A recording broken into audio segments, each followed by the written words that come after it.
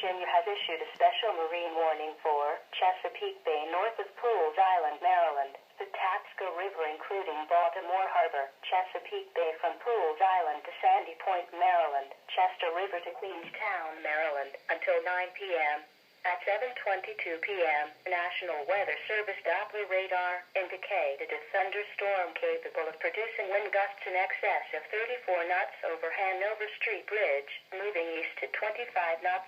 This thunderstorm will be near the Tapsco River including Baltimore Harbor, Chesapeake Bay from Pools Island to Sandy Point, Maryland, Chesapeake Bay north of Pools Island, Maryland. Wind gusts of at least 34 knots, locally high waves and dangerous lightning can be expected. Boaters should seek safe harbor immediately until the storm passes. This storm is producing frequent lightning. Stay below deck if possible and keep away from ungrounded metal objects. Report severe weather to the Coast Guard or nearest law enforcement agency. They will relay your report to the National Weather Service.